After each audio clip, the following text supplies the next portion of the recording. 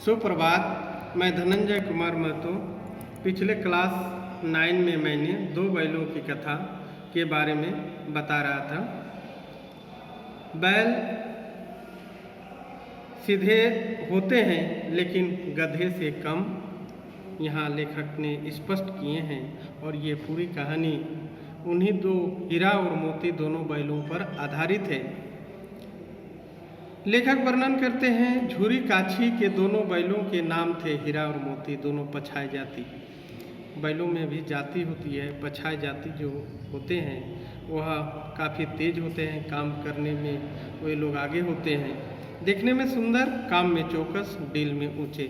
बहुत दिनों साथ साथ रहते, दोनों में भाईचारा हो गया था। दोनों बैलों में काफ़ी भाईचारा मेल मिलाप हो गया था। दोनों आमने सामने या पास बैठे हुए एक दूसरे से मुख भाषा में विचार विनिमय करते थे, यानी कि अपने विचारों का आदान प्रदान कर लेते थे। दूसरे के मन की बात कैसे समझ जाता हम नहीं कह सकते। लेखक कहते हैं कि दूसरे आपस में अपने विचारों का कैसे आदान प्रदान करते समझ नहीं पाते। अवश्य उनमें कोई ऐसी गुप्त शक्ति थी जिसे जीवों में श्रेष्ठता का दावा करने वाला मनुष्य वंचित है। मनुष्य जो सबसे श्रेष्ठ प्राणी माने जाते हैं, ये जो है इनसे वंचित है। दोनों एक दूसरे को चाटकर और सूंघकर अपना प्रेम प्रकट करते, कभी दोनों सींग भी मिला लिया करते थे। विग्रह के नाते से नहीं, केवल विनोद के भाव से। दोनों आपस में लड़ते लेकिन झगड़े के भाव से नहीं, ऐसे आनंद विनोद के भाव से। कभी कभी दोनों सींग भी मिला लिया करते थे, विग्रह के नाते से नहीं, केवल विनोद के भाव से, आत्मीयता के भाव से। जैसे दोस्तों में घनिष्ठता होते ही धोल धप्पा होने लगता है। जैसे बच्चे आपस में लड़ते हैं और फिर एक ही साथ खेलने लगते हैं। इसके बिना दोस्ती कुछ फुसफुसी, कुछ हल्का सा रहती है, जिस पर ज़्यादा विश्वास नहीं किया जा सकता। जिस वक्त ये दोनों बैल हल या गाड़ी में जोत दिए जाते और गर्दन हिला हिला कर चलते, उस वक्त हर एक की यही चेष्टा होती थी कि ज़्यादा से ज़्यादा बोझ मेरी ही गर्दन पर रहे। दोस्त वही होता है जो एक दूसरे की भार को कम करता है। तो दोनों बैलों में ये भावना देखने को मिलती है।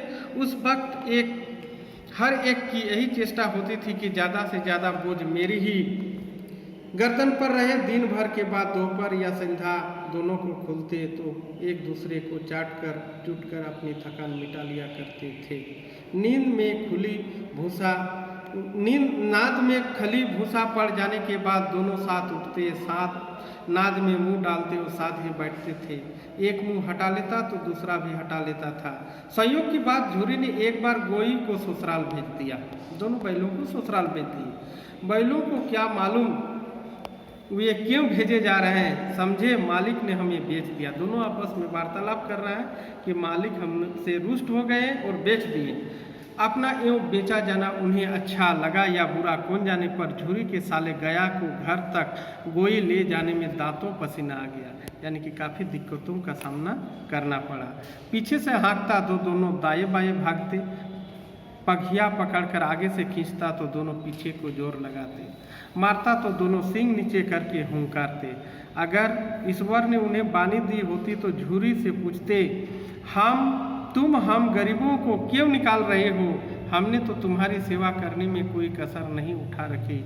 अगर इतनी मेहनत से काम नहीं चलता तो और काम ले लेते। अगर इतनी मेहनत से काम नहीं चलता है तो और मेहनत करने के लिए राजी हैं, लेकिन हम लोग को इस तरह से विदा मत कीजिए। हमें तो तुम्हारी चाकरी में मर जाना कबूल था। हमने कभी दाने चारे की शिकायत नहीं की। तुमने जो कुछ खिलाया वह सिर झुकाकर खा लिया, फिर तुमने हमें इस जालिम के हाथ क्यों बेच दिया। संध्या समय दोनों बैल अपने नए स्थान पर पहुँचे।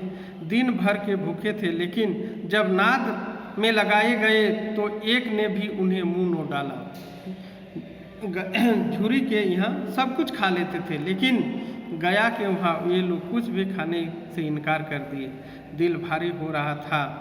जिससे उन्होंने अपना घर समझ रखा था वह आज उनसे छूट गया था। यह नया घर, नया गांव, नए आदमी उन्हें बेगाने से लगते थे, अपरिचित से लगते थे। दोनों ने अपनी मुख भाषा में सलाह की, एक दूसरे को कनखियों से देखा, तिरछी नज़र से। वो लेट गए। जब गांव में सोता पड़ गया, सब सो गए, तो दोनों ने जोर मार पघे तुड़ा डाले और घर की तरफ चले।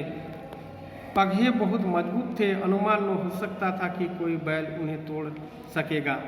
पर इन दोनों ने इस समय दुगुनी शक्ति आ गई थी। एक एक झटके से में रस्सियाँ टूट गई। झुरी प्रातःकाल सोकर उठा तो देखा कि दोनों बैल चरनी पर खड़े हैं। दोनों की गर्दनों में आधा आधा गराव लटक रहा है, घुटने तक पांव कीचड़ से भरे हैं और दोनों की आंखों में विद्रोहमय सने झलक रहा है।